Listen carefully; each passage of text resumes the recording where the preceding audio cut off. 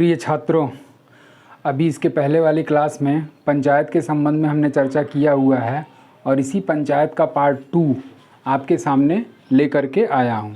और इस पंचायत पार्ट 2 में जो भी आपका शेष बचा हुआ पार्ट है वो मैं आपको कवर अप कर रहा हूं। जैसा कि इसके पहले पंचायत के संबंध में ऐतिहासिक पृष्ठभूमि आपने पढ़ा होगा, उस ऐतिहासिक पृष्ठभूमि में पंचायत का विकास कैसे हुआ, जिसके संबंध में लॉर्ड मेयो को हम लोगों ने पढ़ा है, लॉर्ड रिपन को पढ़ा है। उसके बाद से फिर जब भारत आज़ाद हुआ तब उसके बाद से पंडित जवाहरलाल नेहरू के द्वारा सामुदायिक विकास कार्यक्रम को बढ़ावा देने के लिए इन्होंने एक कार्यक्रम की पहल किया था। जब एक कार्यक्रम की पहल किया तब उसके बाद इसी पंडित जवाहरलाल नेहरू के द्वारा आपका बी.आर. मेहता समिति का गठन किया गया। बी.आर. मेहता यानी बलवंत राय मेहता समिति। और उसी बलवंत राय मेहता समिति के द्वारा सामुदायिक विकास कार्यक्रम को बढ़ावा देने के लिए त्रिस्तरीय स्वशासन व्यवस्था का वकालत किया था। तो इस तरीके से पिछले पार्ट में आप लोगों ने इतना पढ़ा। उसके साथ साथ जो पंचायत से संबंधित आपके जो अन्य समितियों का गठन किया गया है उसके संबंध में भी हमने चर्चा किया है, जिसमें अशोक मेहता समिति, जी.वी.के. राव समिति, एल.एम. सिंघवी समिति, यहाँ तक हम लोगों ने चर्चा कर लिया है। अब इसमें कुछ ऐसी समितियाँ थीं जैसे एल.एम. सिंघवी समिति, उसके बाद से फिर आपका अशोक मेहता समिति थी। और इन दोनों समितियों के द्वारा ये कहा गया कि पंचायत को संवैधानिक मान्यता दिया जाना चाहिए, क्योंकि पंचायत जो है वो संविधान में शामिल नहीं था।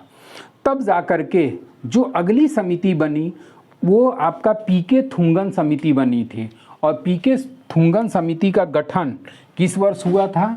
तो पी.के. थुंगन, और ये पी.के. थुंगन समिति का गठन 1988 में हुआ था। अब जब 1988 में इस पी.के. थुंगन समिति का गठन हुआ तब जाकर के इस पी.के. थुंगन समिति ने भी क्या सुझाव दिया कि पंचायत को संवैधानिक मान्यता दिया जाना चाहिए। पंचायत को संवैधानिक मान्यता।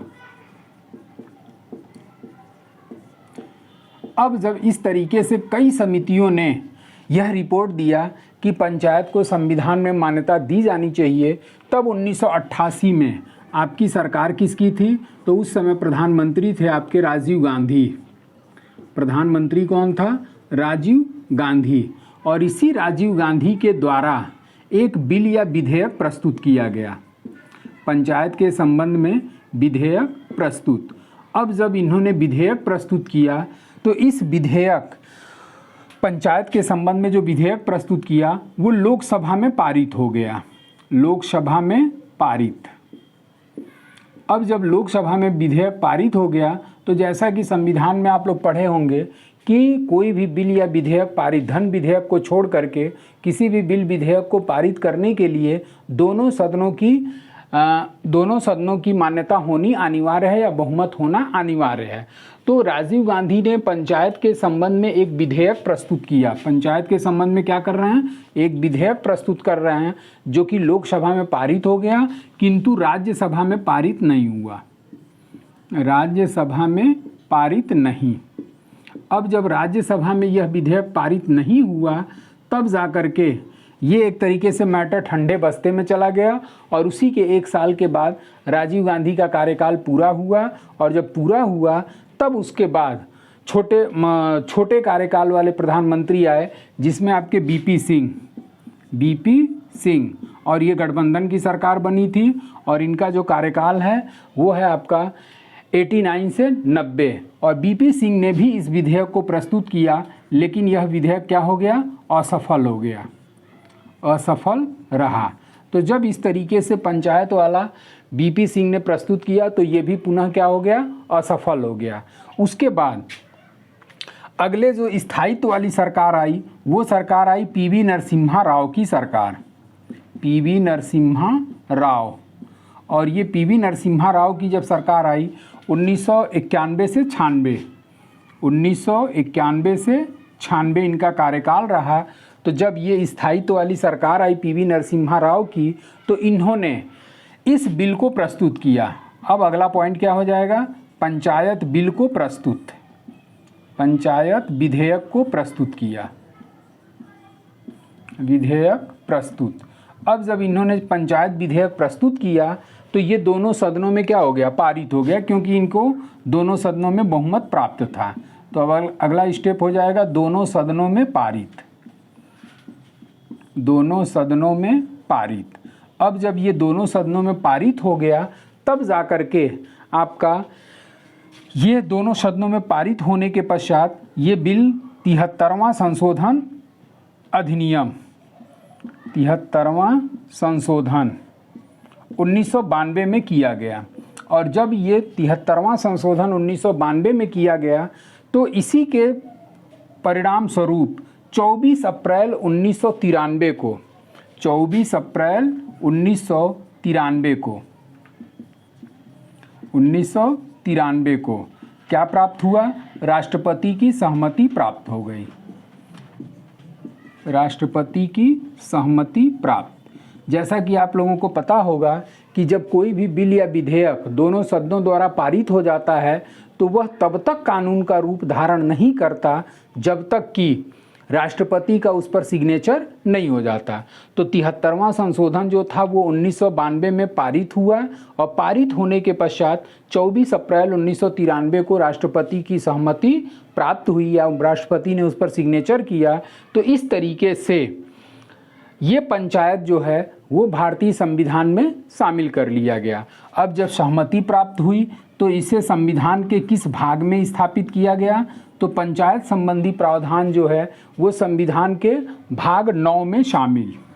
और जब भाग 9 में शामिल हुआ तो ये किस अनुच्छेद से कहाँ तक शामिल किया गया, तो ये किया गया अनुच्छेद 243 से लेकर के आपका 243 अड़ा तक, 243 से लेकर के 243 अड़ा तक ये अनुच्छेद के रूप में शामिल किया गया।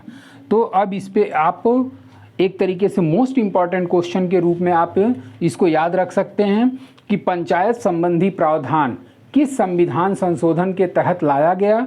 तो 73वां संविधान संशोधन 1992 के तहत पंचायत को संविधान में शामिल किया गया, जिस पर 24 अप्रैल 1993 को राष्ट्रपति की सहमति प्राप्त हुई। और जब सहमति प्राप्त हुई तो इसे पंचायत संबंधी प्रावधान संविधान के भाग 9 के अनुच्छेद 243 से 243 अड़ा के मध्य स्थापित किया गया। इसके साथ साथ आपका संविधान में एक अलग से अनुसूची जोड़ी गई, और वो अनुसूची कौन सी जोड़ी गई, तो 11वीं अनुसूची जोड़ी गई। और इसी 11वीं अनुसूची में आपका पंचायत संबंधी प्रावधान को भी शामिल किया गया या स्थापित किया गया।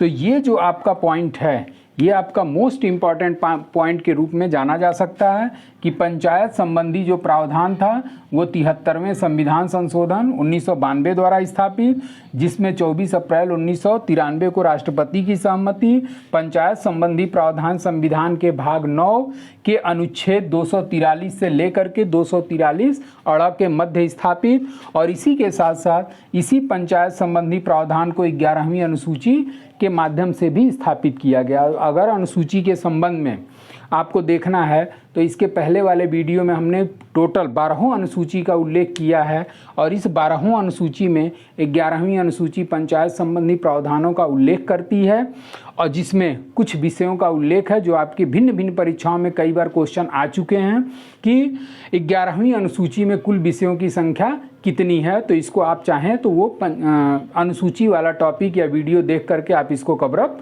कर सकते हैं। अब आते हैं आगे कि जो ये 243 से लेकर के 243 अड़ा में जो भी प्रावधान दिए गए हैं वो किससे रिलेटेड हैं। अनुच्छेद 243 क,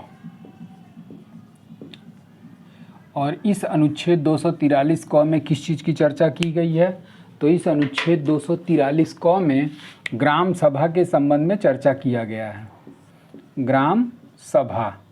उसके बाद आ जाते हैं अनुच्छेद 243 ख, 243 ख, और इस 243 ख के अंतर्गत आपका किस चीज़ का वर्णन प्राप्त होता है, तो पंचायतों का गठन। तो 243 ख के अंतर्गत क्या आपका शामिल हो गया, पंचायत का गठन। मतलब पंचायत का गठन किस तरीके से होगा इसका वर्णन संविधान के अनुच्छेद 243 ख में दिया गया है। अब इसमें जो गठन के संबंध में किया गया है उसमें ये परिभाषा दी गई है कि प्रत्येक राज्य में ग्राम स्तर, मध्यवर्ती स्तर और जिला स्तर पर पंचायत का गठन किया जाएगा।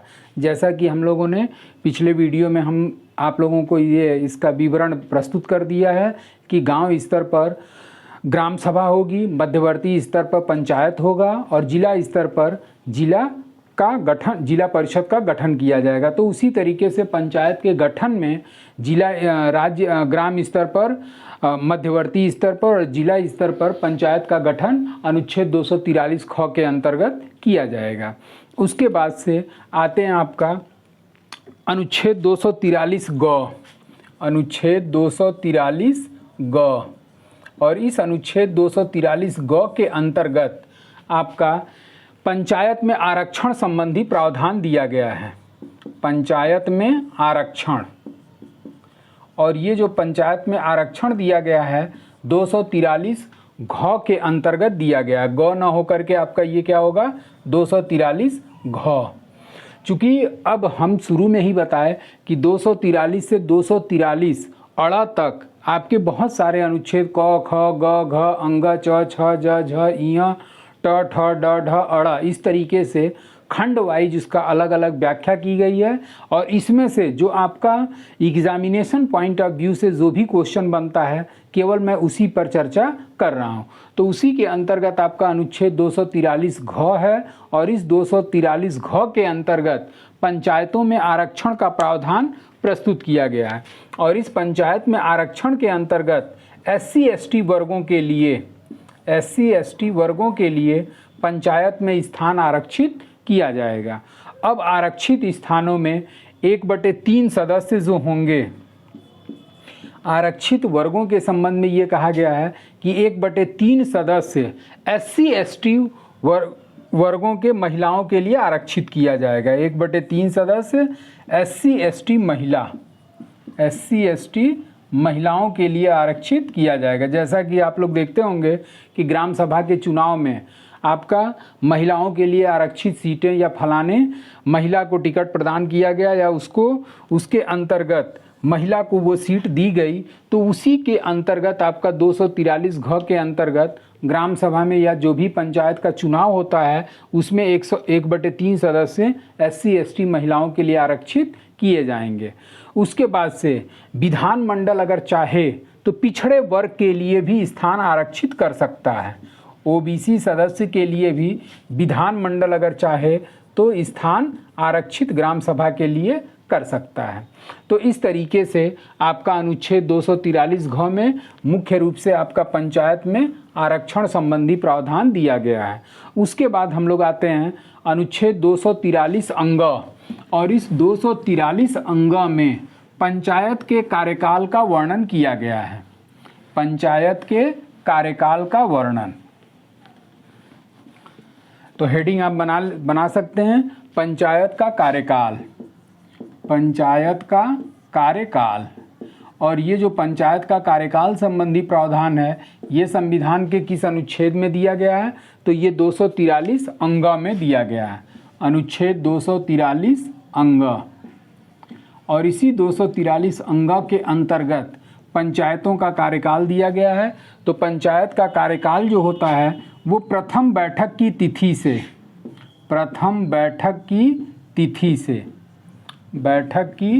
तिथि से कितने वर्ष तक होता है, तो वो 5 वर्ष तक उसका कार्यकाल निर्धारित होता है। तो इस तरीके से आपका पंचायत का कार्यकाल अनुच्छेद 243 अंग के अंतर्गत जो प्रथम बैठक की तिथि से 5 वर्षों तक कार्य में रहेगी। उसके बाद से पंचायत का निर्वाचन, अब अगला हेडिंग क्या आ जाता है, पंचायत का निर्वाचन।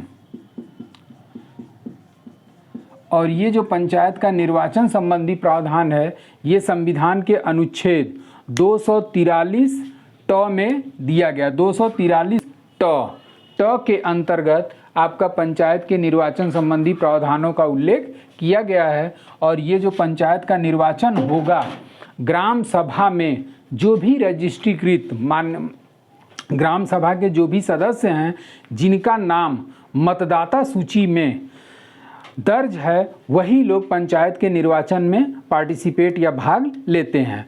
और ये जो पंचायत का निर्वाचन है ये किसके द्वारा किया जाता है, तो ये राज्य निर्वाचन आयोग द्वारा संचालित किया जाएगा। राज्य निर्वाचन आयोग द्वारा संचालित।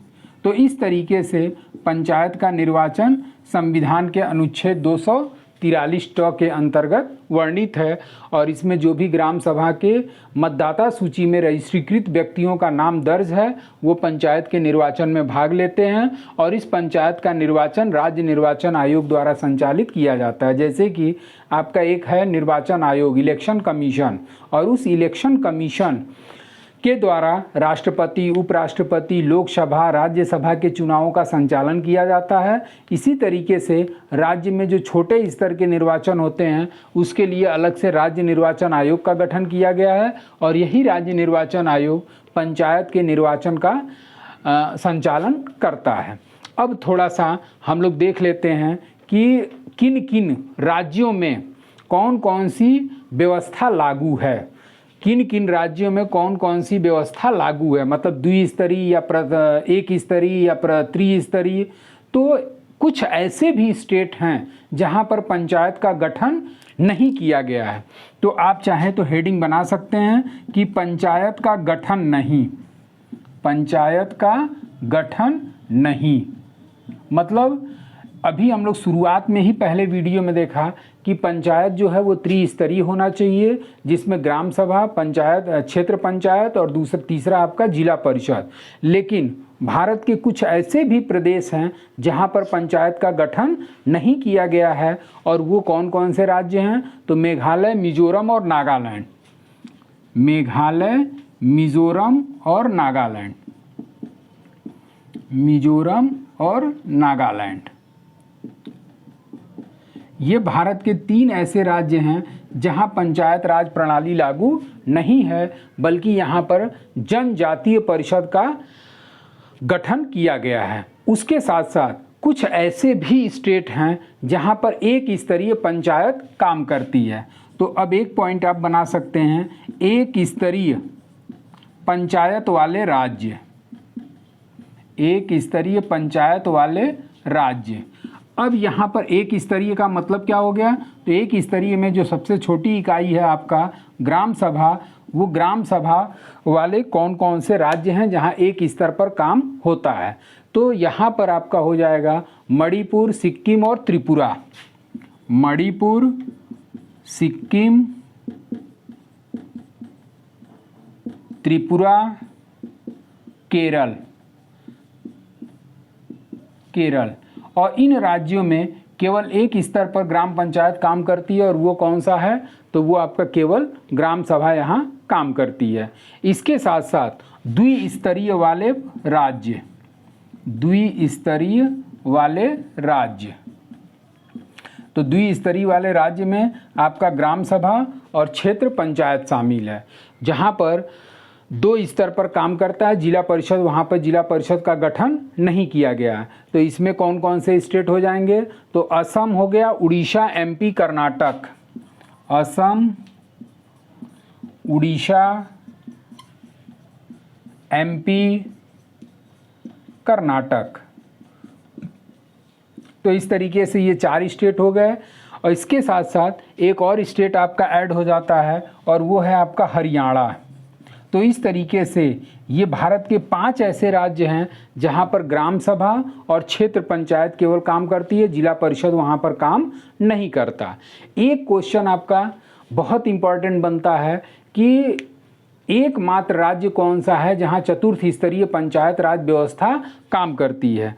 तो ये आपका मात्र एक स्टेट है भारत का चतुर्थ स्तरीय वाला राज्य, मतलब जहां पर 3 स्तर ना होकर के 4 स्तर पर पंचायत काम करती है। और वो स्टेट कौन सा है, तो ये पश्चिम बंगाल है।